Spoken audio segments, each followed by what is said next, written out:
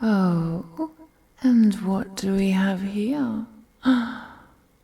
Oh, fleshy little mortal, sneaking their way into my mansion. Well, it seems like you're in need of some assistance, little one.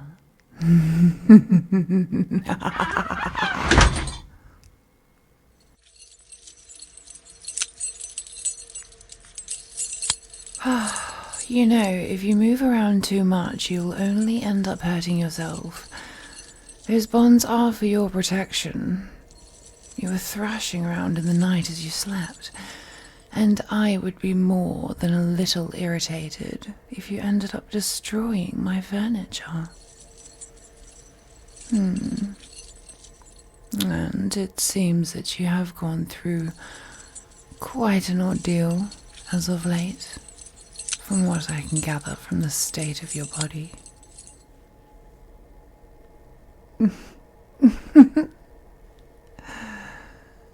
Did you expect me to let you dirty my home with those disgusting rags you were wearing? Absolutely not. You were bathed and dressed in proper night clothes, so that you would not sully my bed. Did I wash you? Oh, you feeling a little shy? I would have already expected that you'd already had some experience having others touch you, considering the markings you bear. Or are you perhaps a new find? That would explain the rags you were wearing, rather than the proper garments the trade house dresses their merchandise in. Did you think I wouldn't notice?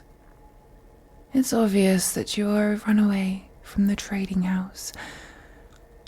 Oh, your terrified expression, the bruises on your wrists and ankles, the magic markings on your body, indicating that you are yet unsold. It is as clear as day. Did you even recognize the home of which you were knocking on? No, of course you didn't. I doubt that you would have dared to knock if you had known. Perhaps you just thought that the one whose home you had tried to enter, unannounced, would be kind enough to hide you from those men without any kind of exchange. Oh. How naive. You're such a sweet, innocent little thing, aren't you? Those who run away from the trading house are punished quite severely. You must have known that. They do often make examples in front of the newly found merchandise in order to dissuade just this type of thing from happening. How lucky for you that I was the one who found you, rather than some brutish thug who wished to use you thoroughly before sending you back.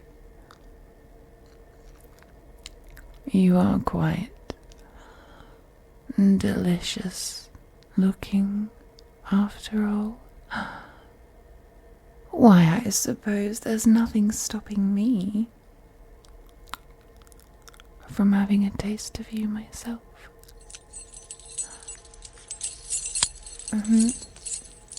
Who am I? Well, since you are such a curious little mortal, I suppose I'll indulge you. I have been bored for quite some time after all, and finding you at my doorstep, ragged and passed out, while those men go door to door frantically looking for you, has turned out to be a nice little form of entertainment. For this evening, anyway. So, I'll indulge your curiosity, since you have already been such a fun little thing so far.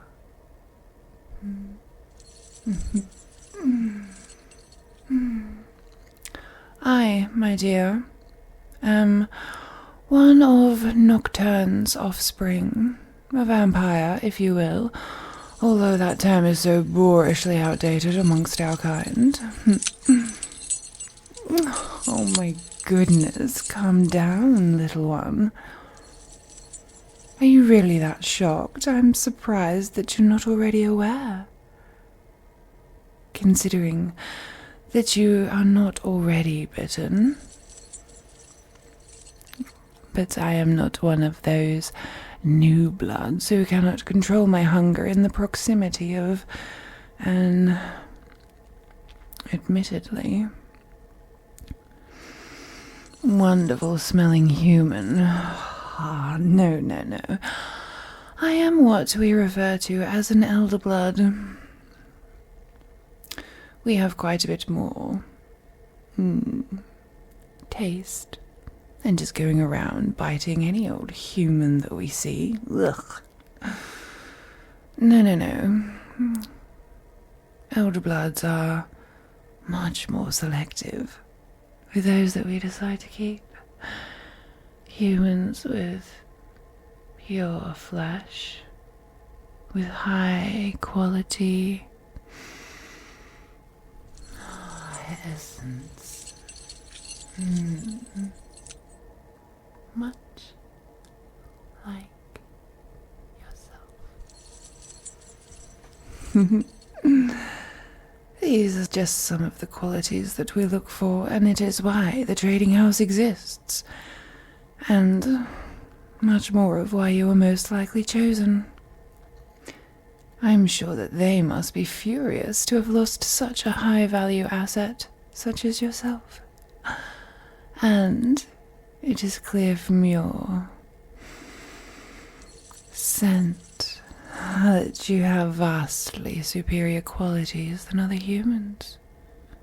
And from the markings on your body, it seems that you were to be sold to some discerning elder. Pray that they are as kind as I.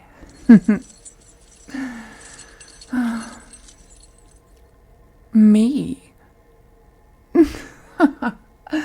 Perish the thought. I am not in the habit of purchasing my sustenance from the trading house. No.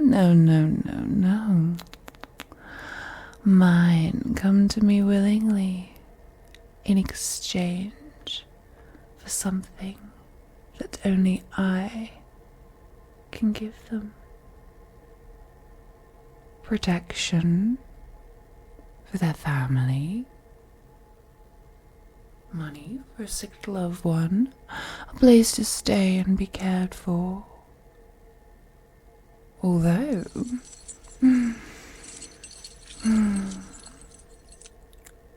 perhaps I could be persuaded.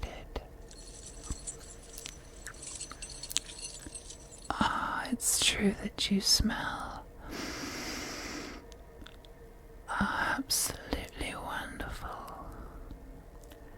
The traders truly understood your value when they took you in. In fact, I don't think I've ever quite smelled a mortal that delighted my senses so entirely. I wonder how you taste. Oh, bargaining already. You should be careful. I could simply take you and not say a word to the traders. You would simply and disappear. And I would keep you tied and gagged in my chambers, utterly exposed for whatever I wish to do with you. Now that would be entertaining. Oh, you do have quite the mouth on you, don't you? It's true that food does taste better when it's not struggling. There is a good reason why our kind are known to use our charm on yours before we partake in our meal. Your scent, your essence, your blood just tastes richer and more full of life when you are not frightened and tense.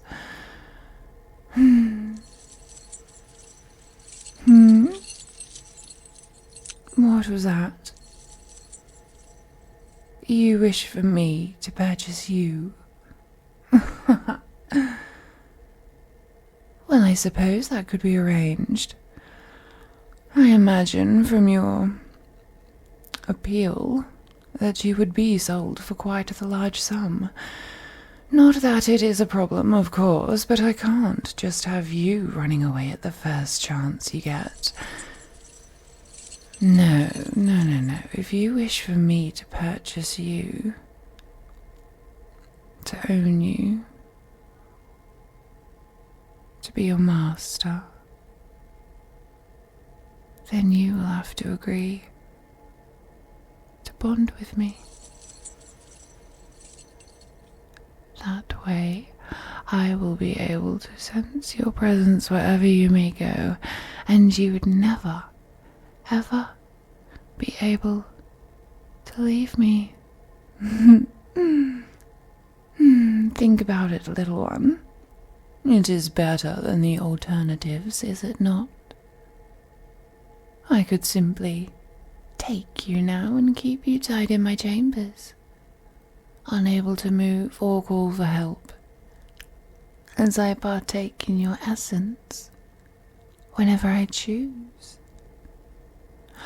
Or I could have a little taste of you and send you back to the trading house, where you may be sold to some horrid elder who treats his food far worse than I would ever treat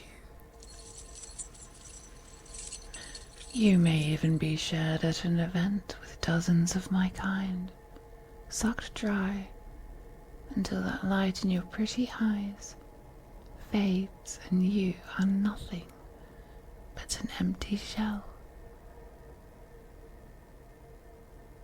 No, what I offer you is this. In exchange for your blood, whenever I wish, you will be cared for as one of my own. A warm, comfortable bed, food that will delight your human senses, free reign about the city as long as you have a token of my ownership in clear sight of your body. And you'll never have to work a day in your life if you don't want to. Is that not a fair exchange?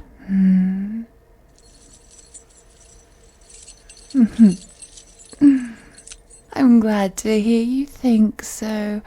I suppose the alternatives are too unpleasant for you to risk them, no? I see that you not only have the looks for a high-quality meal, but the brains for one too. The traders. Oh, little one, don't you worry your precious head about them. I simply need to mark you as mine, and I will deal with the rest. They will be sure to have a few complaints about your preemptive ownership once I have one of my servants send them a generous amount of gold and a notice of your new bond. If I'm honest, if you had not chosen to accept my offer, I may have decided to go to the auction house myself and purchase you anyway. I simply wanted to play with you a bit. Your scent is just so intoxicating, and I knew from the beginning that I wanted to have you as mine, and only mine. Now, I must claim you to secure our bond and to get rid of those awful auction house markings on your body.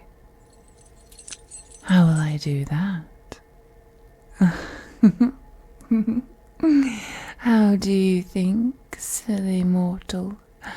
I must inject a small amount of my essence into your bloodstream and allow it to mix with your own. Then those dreadful markings from the trading house will simply disappear after I have secured my claim on you. I think, yes, it is traditional that the claim be on your neck, I believe. Let me just... That should make it a little easier. Now come here. Good. I do hope you are as obedient with my claim on you as you are now. And I think here is where I will claim you. Deep breath now, little one, and stay still. This will hurt, but only at first.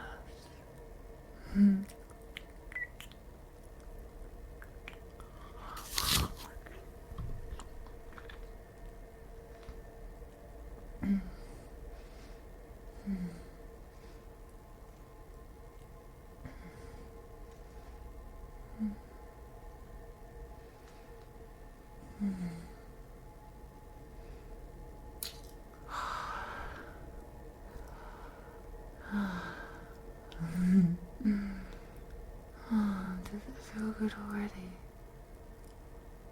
I suppose I could have told you, warned you perhaps, that vampire's essence has an aphrodisiac effect. And do you know what else is traditional